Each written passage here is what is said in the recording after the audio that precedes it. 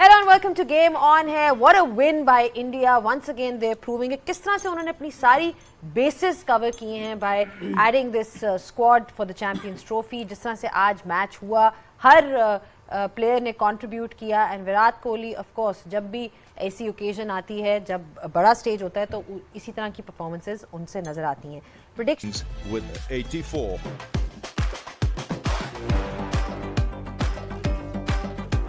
innings and KL Rahul really finishing it off in style for India. India has now made it to the finals of the Champions Trophy. एक बार फिर से आपको India नजर आएगा. Fifth दफा इन्होंने ये हासिल किया है. अचीवमेंट से कहते हैं. विराट कोहली के expressions tell you a story. How happy they are, how jubilant they are. इसका मतलब ये है कि दुबई में एक बार फिर से हम देखेंगे फाइनलिस्ट इंडिया को and they will be up against the winners of tomorrow's match. Happy faces, happy captain Rohit Sharma. पिछले साल T20 वर्ल्ड कप जीते और इस साल चैंपियंस ट्रॉफी के फाइनल में पहुंच चुके हैं. हार्दिक पांड्या की जो हिट्स थी एंड में वो तो हमने देखी ही थी, किस तरह से उन्होंने छक्के मारे और इंडिया को इस तरह से जो है सक्सेसफुल किया.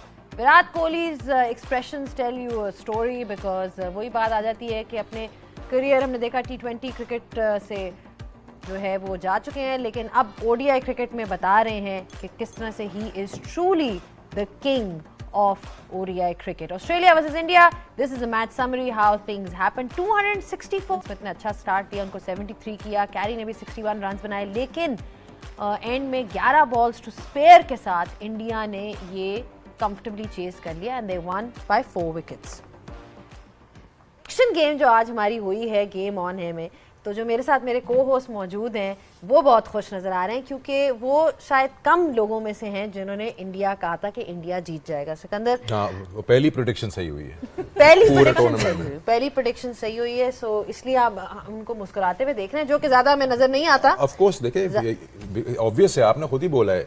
मैं तो हैरान हूँ वो लोग इतने खुश क्यों हैं. थर्ड कंसेक्यूटिव ICC फाइनल है, उनको तो हैबिट बन चुका है and I think it is what it is. I mean they know exactly what it takes to get there. Exactly. अब तो जैसे भी है, जो मर्जी आप कह लो, टीम वो उनको बनानी आती है और एग्जीक्यूट अपने प्लान्स करने आते हैं. मेरे साथ मौजूद हैं हमारे usual panellist Shoaib Akhtar, Shoaib Malik, Mohammad Hafeez and Sana Mir.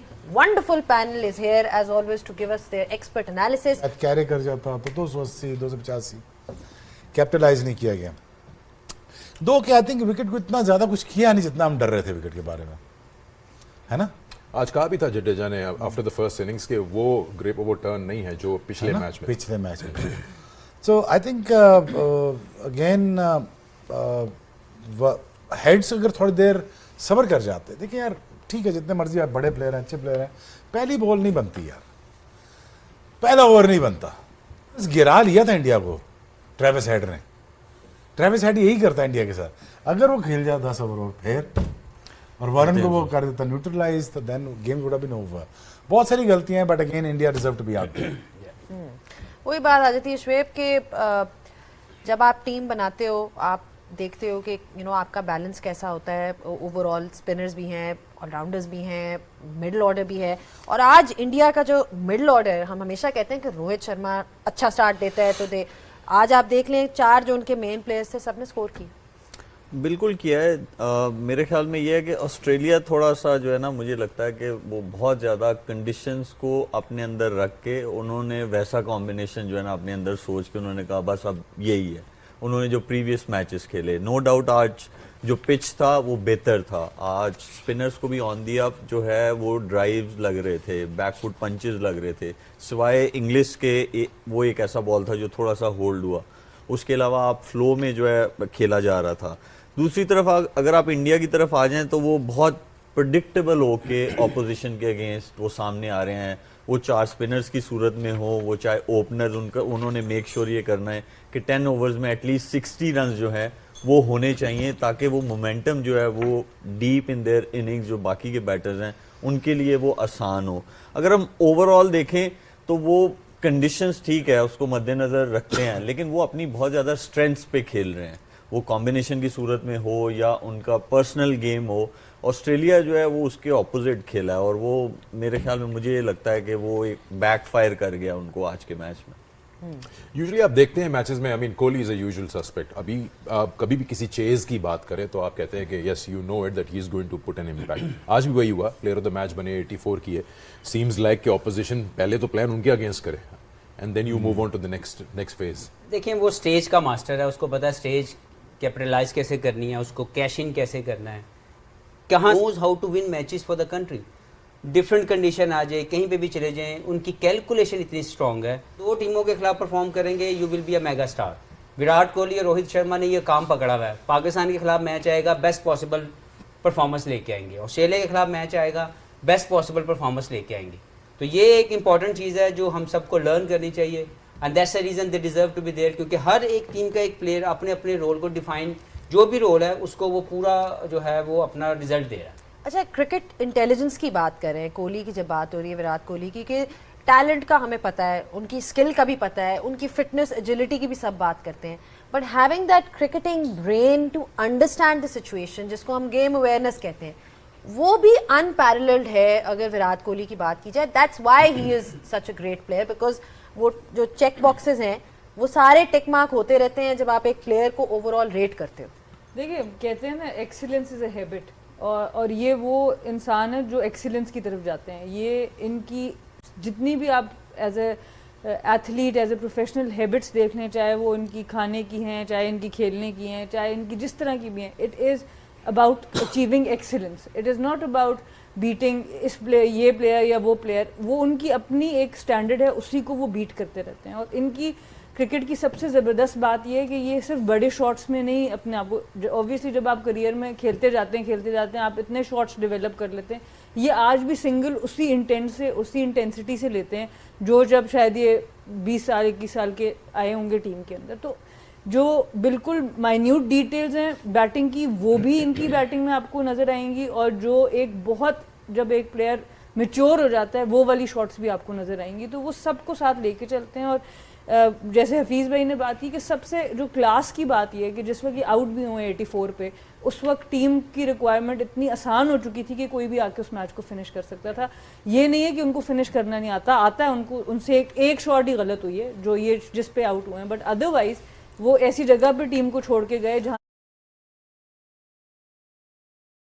आप बात करते हैं about any particular player, what makes him stand out compared to other very great batters around the world, because regime भी वही है, I think age group भी वही है. आप विलियमसन ले लें, स्मिथ ले लें, so on so forth, Hashim Amla ले लें, back in the मैं एक लाइन है, जी जी please. he just wanted more, hunger. he just want more every day. क्या कर सकते हैं इसका? अब इसकी ख्वाहिश क्या हो सकता है? he just want it. दोस्तों 56 सिंगर यार क्यों करता है, मुझे बता पहले, ये समझाना पहले. 56 सिंगर कैसे हो जाते हैं? देखें इसको ना, 70 सिंगर पिछले मैच में भी. थोड़ा ना इसको एलैबोरेट ज़रा अच्छे से करना चाहिए. जब आप कहते हैं कि एक बंदा फिजिकली फिट है, उसका एडवांटेज क्या है? उसका एडवांटेज ये है कि आपके दिमाग ने अब एक चीज़ से उसकी जान छूट गई है. उसने ये नहीं सोचना कि मेरी बॉडी मेरा साथ देगी कि नहीं देगी. तो दिमाग में क्या रह गया? 3 चीज़ों से एक चीज़ ऑलरेडी कम हो गई. फिर क्या रहेगी? स्किल उस बंदे के पास है जिसके 8,000 से ज़्यादा रन आज हो गए हैं चेजिंग में. तो जब आपके दिमाग में चीज़ें जितनी कम रहेंगी, आप उसको अच्छे से उस चीज़ पे जो है आप उसके साथ डील कर सकते हो, आप उससे सक्सेस ले सकते हो. देखिए जो बंदा एक इंटरव्यू एक्शन जो है वो मिल जाए, लेकिन वो बंदे की हैबिट्स हैं, और वो हैबिट्स जो है वो एक चीज़ से नहीं आती. वो रन्स बनाना, वो चेजिंग. वो कितनी बार आया होगा कि 4 पे 2 आउट हो गए हैं, और पीछे भी उसको पता है he is got people who he can depend on, जो ख़त्म भी कर सकते हैं game. So he doesn't have that added pressure that some players might have, के टोटल डिपेंडेंसी उसी पे.